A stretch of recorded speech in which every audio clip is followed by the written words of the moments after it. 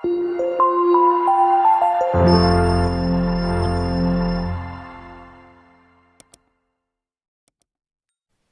મિત્રો, સ્વાગત છે તમારું તમારી પોતાની ચેનલ એજ્યુગુરુમાં।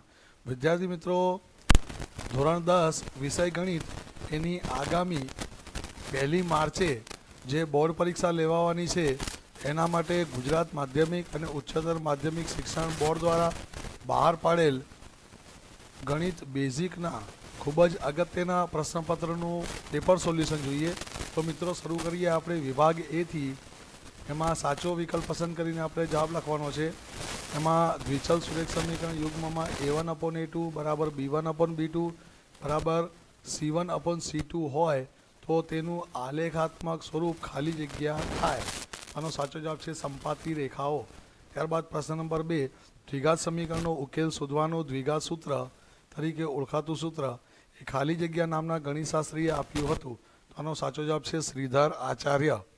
ત્યારબાદ પ્રશ્ન નંબર 3, કોઈ સમાંતર શ્રેણી માટે a10 એટલે કે 10મું પદ બરાબર ખાલી જગ્યા થાય તો આનો સાચો ઓપ્શન છે a+9d। ત્યારબાદ બિંદુ ABનું ઉગમ બિંદુથી અંતર ખાલી જગ્યા છે તો આનો સાચો જવાબ છે વર્ગમૂળમાં a² + b²। ત્યારબાદ sin² 45° કિંમત કેટલી થાય તો સાચો જવાબ છે 1/2। ત્યારબાદ આપણે આગળ વધીશું। કોઈ માહિતી માટે x બાર એટલે કે મધ્યક 15 હોય અને z એટલે કે બહુલક 15 હોય તો મધ્યસ્થ m બરાબર ખાલી જગ્યા થાય તો એનો સાચો જવાબ છે 15।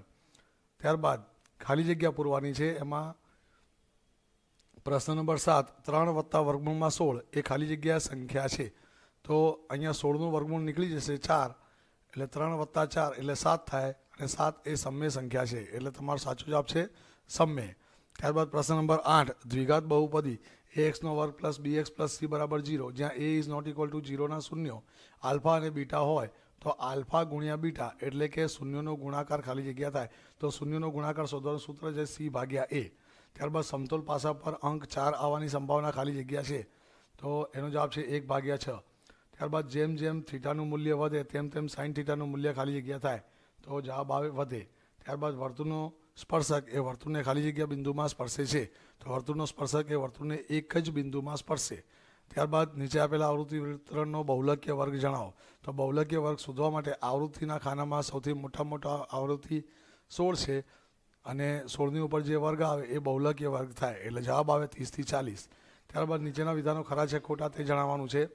પ્રશ્ન નંબર 13, 5 અને 15નો ગુસા 10 થાય તો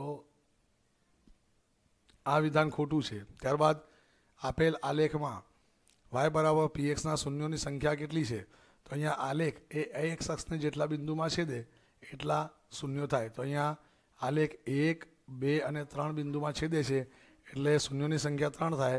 અહીંયા 3 આપેલું છે એટલે વિધાન સાચું થાય। ત્યારબાદ પ્રશ્ન નંબર 15, દ્વિચલ સુરેખ સમીકરણ માટે a1/a2 is not equal two b1/b2 સ્થિતિમાં સુરેખ સમીકરણ યુગમાં સુસંગત છે તો વિધાન સાચું છે। ત્યારબાદ પ્રયોગની તમામ મૂળભૂત પ્રાથમિક ઘટનાઓની સંભાવનાનો સરવાળો 0 થાય તો આ વિધાન ખોટું છે કારણ કે પ્રયોગની તમામ મૂળભૂત પ્રાથમિક ઘટનાઓની સંભાવનાનો સરવાળો 1 થાય છે। ત્યારબાદ પ્રશ્ન નંબર 17, એમાં આપણે એક શબ્દ કે એક અંકમાં જવાબ આપવાનો છે। સમાંતર શ્રેણીનું nમું પદ શોધવાનું સૂત્ર લખો તો nમું પદ શોધવાનું સૂત્ર છે an બરાબર a + n - 1 × d। ત્યારબાદ પ્રશ્ન 18, વર્તુળને વધુમાં વધુ કેટલા સમાંતર સ્પર્શક મળે તો 2। ત્યારબાદ પ્રશ્ન નંબર 19, સૂર્ય પૂર્વમાં ઉગે તે ઘટનાની સંભાવના કેટલી તો સૂર્ય પૂર્વમાં ઉગે તે ચોક્કસ ઘટના છે અને ચોક્કસ ઘટનાની સંભાવના હંમેશા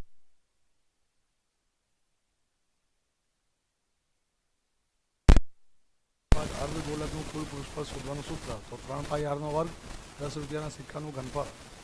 વિદ્યાર્થી મિત્રો, કોઈ પણ સિક્કો હોય એ સિક્કાનો આકાર નળાકાર હોય અને અહીંયા આપણને સિક્કાનું ઘનફળ એટલે કે નળાકારનું ઘનફળ શોધવાનું સૂત્ર લખવું પડે πr² h। ત્યારબાદ લઘુ વૃત્તાંશનું ક્ષેત્રફળ શોધવાનું સૂત્ર છે πr²θ/360 અને અર્ધવર્તુળનું પરિઘ શોધવાનું સૂત્ર છે πr। અહીંયા વિભાગ એનું સોલ્યુશન પૂરું થાય છે।